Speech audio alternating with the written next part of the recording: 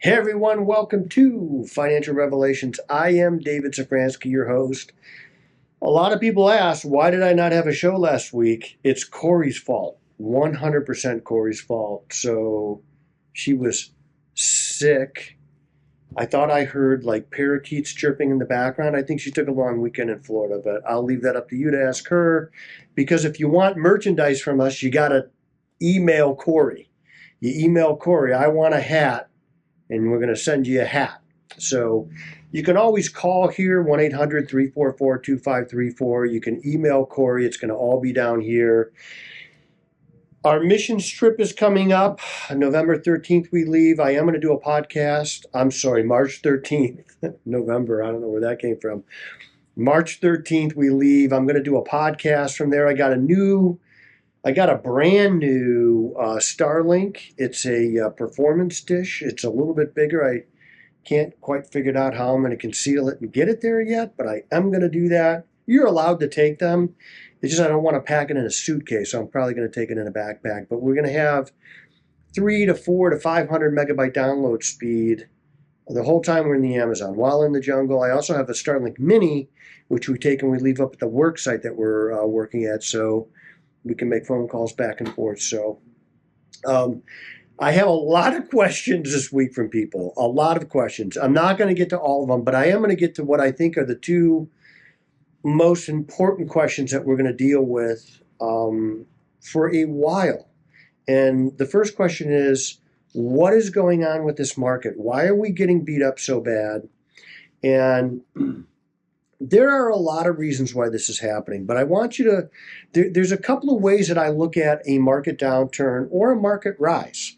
And the first thing I want to know when I'm seeing a market downturn is there something structural in the market that is different? Has tax policy changed? Are we starting a war?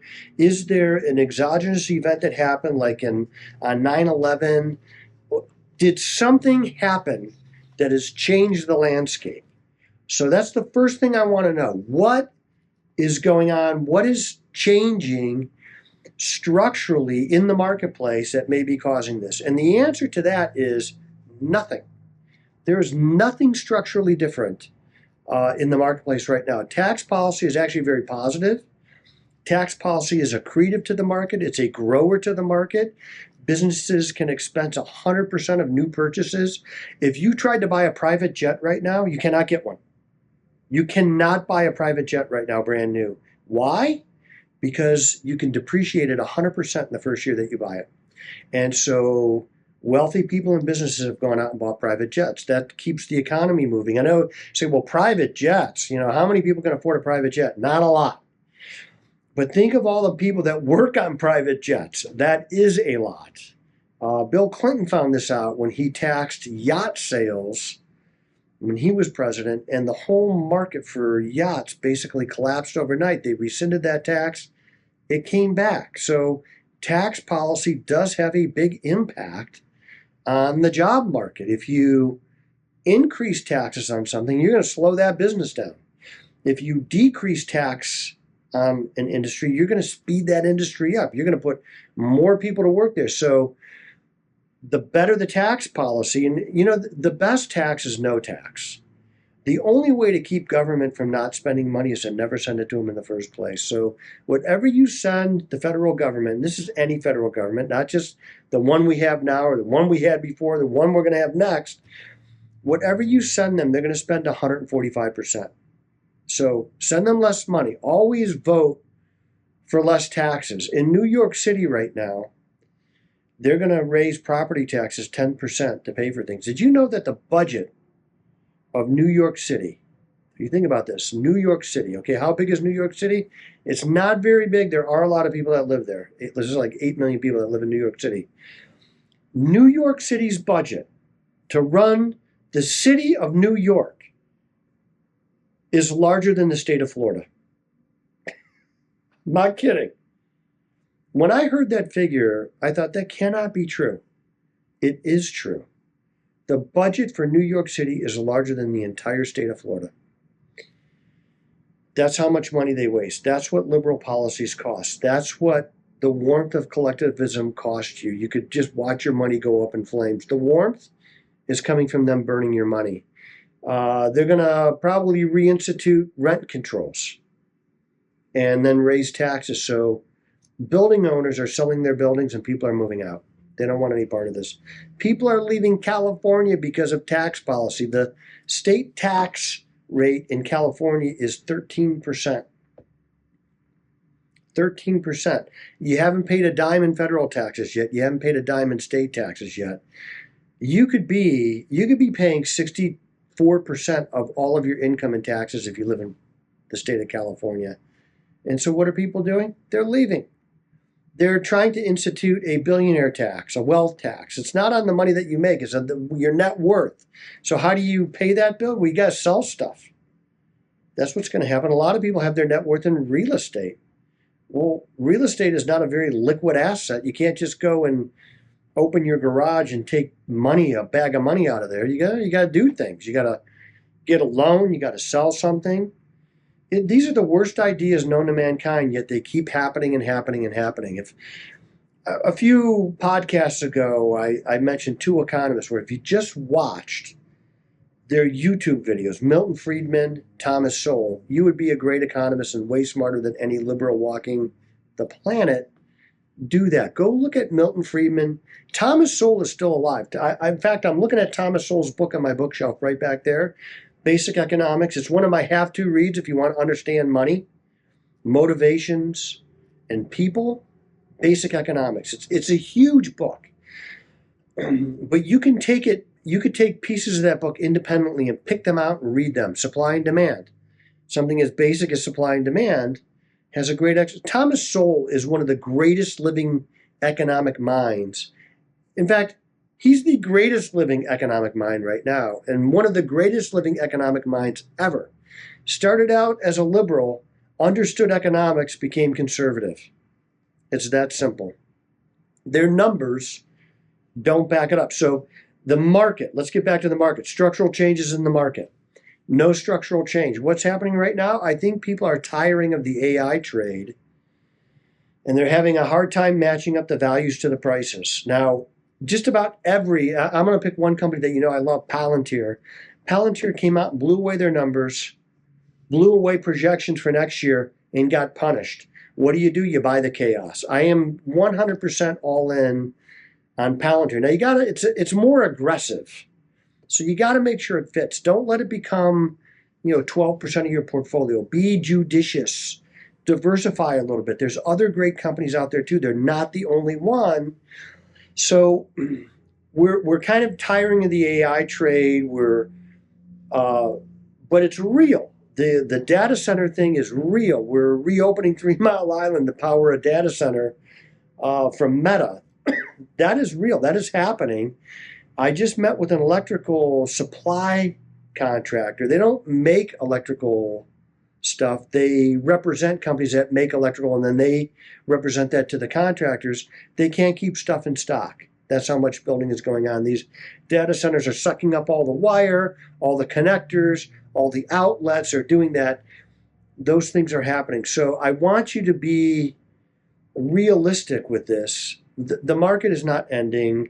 The AI trade is not ending. The data center trade is not over. We're just getting started. So at times when markets fall dramatically, like they did, it's been a rough February. You want to buy. You want to buy this chaos. Invest for the long haul. We work with some extremely wealthy people. And I'll tell you the difference between extremely wealthy people and everybody else. Extremely wealthy people are patient. They understand markets and risk, and they're willing to take it, and they're willing to buy more when prices go down. That's what I want you to do. I want you to think long term. Don't send me your milk money, okay? Have an emergency fund. There's pillars of financial planning that you have to meet, that you have to do before you get into investing. One of them is an emergency fund, paying off your debts, your revolving debt, things like that. I met somebody the other day that has a home mortgage at 2.75%. I said, don't pay this off fast. Take all the money that you would have paid this house off with and invest it. You're stealing from the bank. The bank would love for you to pay off this mortgage fast. I don't want you to pay off the mortgage fast. So that's the first thing we're going to deal with. The market structure hasn't changed. Investments are down right now. My favorite stock, Palantir, in the market right now is down. I'm buying more of it. And I want you to be a long-term investor, and that's what you do when you're a long-term investor. Don't buy an annuity when the market's down. Annuity salespeople come out of the woodwork when there's volatility. You'll see their commercials all over. Don't get sucked into that rotten trade. The next thing I want to talk about is tariffs. And the last week on Friday, the Supreme Court ruled against the Trump administration, say he overstepped his bounds. I think they're wrong, but we're going to follow the law. If you remember when the Supreme Court ruled against the Biden administration and with student loan forgiveness, all the Democrats were coming out and saying they should just ignore the Supreme Court and do what you want. Donald Trump came out and said, I disagree with the Supreme Court. We're going to follow the law. So you tell me who the totalitarians are, who the fascists are. They just wanted you to ignore the Supreme Court. Well, we're going to find a way to do the tariffs, and there's other mechanisms. In fact, in the ruling, in the Supreme Court's ruling, they mentioned the other mechanisms by which you could do the same tariffs and even more. So that's what's going to happen. But what the Supreme Court ruling did is created 10 years of uncertainty about paybacks and givebacks and what happens next with the money. They didn't address it at all. So essentially, they're going to make lawyers very wealthy over the next 10 years as they sue. Now, if you remember, when the Trump administration was talking about tariffs, the opposing side, the Democrats, would come out and say, well, you know, the suppliers, the companies overseas, the governments, they don't pay the tariffs. The consumers pay the tariffs. Well, Costco said this too. Costco was one of the first companies to file suit against the government to get their money back. So I guess they do pay the tariffs. It wasn't a tax on consumers. It didn't cause inflation. Now, I love Costco. I'm going to be at Costco tomorrow. Their leadership at Costco is, they're wackadoodles. They're a bunch of left-wing liberals. I love the store. I mean, I do. It's high-end Chinese stuff for the most part. So you got to be careful what you buy there. But they do have a good, loyal brand. I love the brand. I buy TVs there. I'd never buy another 85-inch TV anywhere else. And if you buy a TV, 85 it's the smallest I would go. And I don't care how big your room is. 85, if you're a man and you buy less than an 85-inch television, we're going to check you for testosterone levels. That's what we're going to do. Okay? 85 or go home. They shouldn't even sell a TV smaller than 85 inches. And any store that does, I'm not sure I want to shop there. Well, Costco does, but I'm not buying them. So, but this ruling isn't going to change anything. And it was never really about the tariffs. It was about creating a lever to get other countries to the table to make a trade deal. Because, you know, they have tariffs. They do not let us have access to their markets, but they want free access to our markets. Those days are over. The United States, all you had to do was watch the two hockey finals where we beat Canada. The men and the women both beat Canada in overtime for gold medals. This is the greatest country ever. And everybody wants to be here. Most countries got to build walls to keep people in. We build walls to keep people out. That's all you need to know about the United States. But countries want to send their goods here. They want their companies to have access here. We used to just let people come here and sell whatever they wanted. Well, okay, you know what? There's an entry fee to coming here, especially because we don't have access to your market. So I want you to think of the tariffs as not as, hey, look, we're going to charge everybody a fee to come here. There is going to be a minimum fee to come here, yes. But it's really to get a trade deal that's fair. Now, you look at some countries, their people can't afford what we make. And if all we did was take the manufacturing over there, this kind of misses the point of bringing manufacturing back to the United States. That is going to happen. Those things are happening. I don't care what you read in the press. I don't care what you see on MSNBC. And if you watch MSNBC, you probably shouldn't be listening to this podcast. But they don't give you a fair spin on what's actually going on. Investing is coming back here. Other governments are investing here. Car companies are making their cars here. Those things are all happening. The economy is in a pretty good spot. And the way that I look at it, the analogy that I came up with is, think of, there's a flood that's happening. It's a flood of money, and it's coming down river. I was in Zion National Park one time, and they said, you got to be careful in these narrows. There's these canyons where the walls are like 150 feet. If there's a storm 150 miles away, that water is eventually going to come here, and you could die in that water. It's a flood that's coming, but it's far away. And it's kind of what's happening with money right now. That flood is happening. It's coming downstream. It happened with the big, beautiful bill, with all the people that are going to be getting more tax money back because we lowered tax rates. That flood of money is coming. It's going to happen, and it's going to happen this year. And once we get inflation down, and it's really hard to do that. It's easy to go from 9 to 5. It's really hard to go from 4 to 2 or 1.5. You got to have wage growth, productivity gains. Those things are all happening. The economy's in a good spot. I want you to be buying this low market and thinking long term. That's what I want you to do. The tariff worked against us. Well, there's other mechanisms to do it without violating the law. We're law-abiding citizens. We follow the rule of law. We don't say things like, well, just ignore the Supreme Court. No, we don't do that. Okay, we got the ruling that we got. We didn't like it. We're going to move on. We're going to find another way that's legal and lawful and reasonable. The Amazon trip coming up, if you want to donate, you can do that. You can go to nativosusa.org. There's a Give Here button. Be a partner.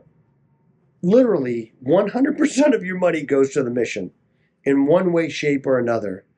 It's providing for the mission. It's providing for fresh, clean water. It's providing for the gospel to be delivered in places that most people don't even know about. If it, 1/1,000,000th of 1% of the people that have ever lived have gone there. But we will drive a boat 8 hours to visit a family to share the gospel of Christ. Now, you may say, well, that is not a good use of resources. And in some sense, I agree with you, but we're going to do it because people deserve to hear the gospel, and we're going to deliver it, and we're going to do it every year, and you can go with us next year if you want to go. We're taking, if your church wants to go, we could set up a trip for your church. It's safe. We want people to go. We want people to experience this. We want you to give. Be a partner with us. Send people that can't afford to go. There's a lot of things that you can do. There's donations of goods that you can make. We want you to be part of it. I am David Szafranski, a real American, a true red-blooded patriot, a gun owner, and the voice you can trust.